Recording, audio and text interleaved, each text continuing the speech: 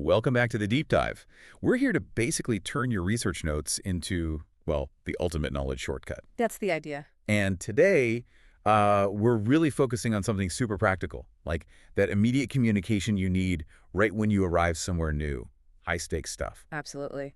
You know, the goal here is to give you language that just cuts through the noise, especially when you're tired, maybe jet-lagged. Right. We're skipping the dense grammar rules and just pulling out the really critical bits for checking into a hotel. This isn't theory. It's like the linguistic parachute you need the second you land. Exactly. You're standing there, maybe a bit overwhelmed, new place, bags. You just need to sound confident and, well, efficient. Mm-hmm. So that's our mission today.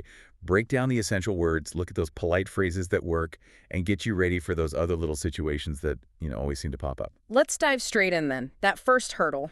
Okay, picture this. We've all been there. You've lugged your stuff from the airport, maybe figured out the train. Right. You finally reach the hotel lobby. Yep. And the receptionist smiles, says something like, good evening, how can I help you? What's the first move? You need to state your purpose fast. Well, keep it simple. That's key. The source material really points to the most direct but still polite way. I'd like a room, please. I'd like a room, please. Okay. Minimal effort. Get straight to the point. They know why you're there.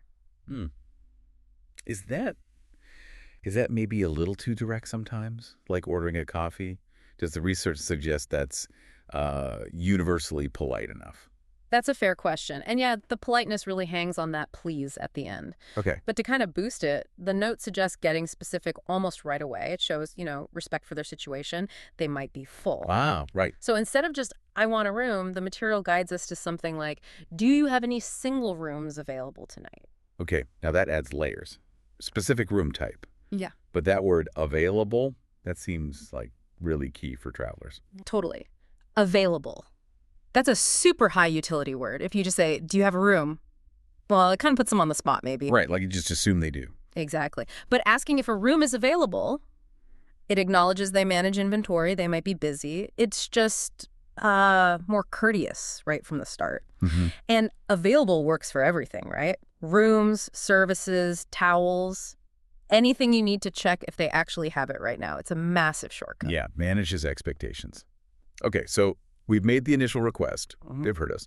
Now it moves into choices and costs. Right. The conversation shifts. They need to figure out what you want specifically. And the money, of course. Definitely the money. But first, the preference. The data gives us this really neat, flexible question structure they often use. Would you prefer a single or a double? I like that structure. Would you prefer? It sounds softer than what do you want? Much softer. The would helps. And prefer invites a choice. And thinking bigger picture, that would you prefer? It's not just for hotels, is it? You hear that everywhere. Restaurants, shops. That's the real takeaway. It's super versatile. Maximum politeness, minimum brain power when you're tired. Good point. So let's quickly clarify those room types. Single room, usually one bed for one person. Okay.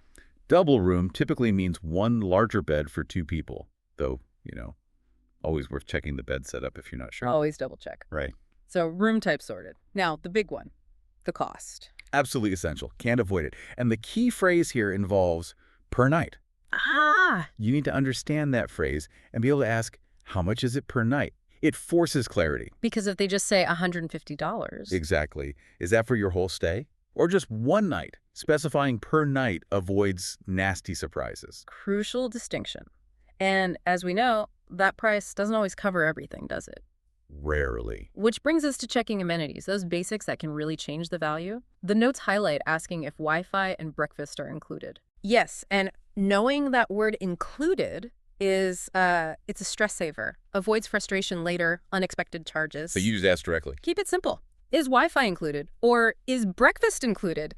The notes really emphasize, don't assume these things are free, especially somewhere new. So the pattern is basically item plus, is it plus included? Perfect. Dead simple. Okay. And you can use it for anything. Is the safe included? Are taxes included? Right. It gives you the power to check all those little extras. Empowers you exactly. Fantastic. Okay. Room type, cost per night, essentials like Wi-Fi checked. Yeah. We're getting close to the end of the main check-in. What are the final steps before you actually get that key? Pretty straightforward now. It's mainly transactional. They'll ask for your ID, so passport ID card. And then you're actually doing the main action, which is captured by the phrase, check-in. So you'd say, Well, I want to check in now works. It's functional. But again, adding that little bit of politeness helps. Can I check in now? yeah.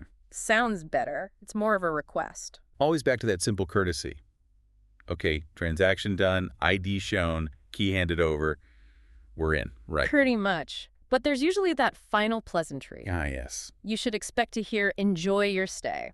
It's standard, the staff wishing you well. And even if you're exhausted. Yeah, even a nod or a quick thank you is good. Just acknowledges it, keeps things friendly for later if you need something. Good point. Okay, that really covers getting through the door. But let's shift gears. What about things that come up after you've checked in? The next day or later. The prepared traveler needs quick answers for common stuff. Right, because your needs don't stop at the front desk. We need flexibility sometimes. Scenario A, needing a late departure. Oh yeah, common one with evening flights. Definitely. You need a few extra hours. The key phrase here is, can I check out late tomorrow? Clear, direct. But they won't always say yes, right? Yo, absolutely not. Depends how busy they are. But asking that way with, can I, it opens the door. So they might say, They might say, sure, we can do 2 p.m. for an extra $20, or maybe, sorry, we're fully booked, so standard checkout applies. But asking gets you the information. it gets the conversation started. Okay. Yeah. Scenario B, getting help with logistics, like needing a taxi. Yep. Ready to go out, need a ride. The notes suggest using that softer modal verb again. Could you call a taxi for me, please? Could you, rather than call me a taxi? Exactly. It's a request for help, not an order. Much smoother, much more polite. And I suppose you could adapt that easily. Like, could you give me directions to the station, please? Perfect example. Swap out, call a taxi for whatever help you need. Could you print this for me? Could you recommend a local restaurant that could you structure is gold? Very useful. Okay, finally, scenario C, asking about hotel facilities. Maybe you want to use the gym or pool. Right. Need to burn off the jet lag or just relax. The core example is, does the hotel have a gym? Does the hotel have Oh. one? Simple structure. Super simple. And the answer is usually just yes or no, maybe followed by where it is and when it's open. Quick way to find out what's available. And again, adaptable. Does the hotel have a swimming pool? Does The hotel have laundry facilities? Exactly. And a little tip. Listen carefully to the whole answer. If they say yes, they'll often add, it's on the 3rd floor, open 6 a.m. to 10 p.m. Yeah. That extra info is important too. Good reminder. Okay, wow, we've covered a lot of ground there.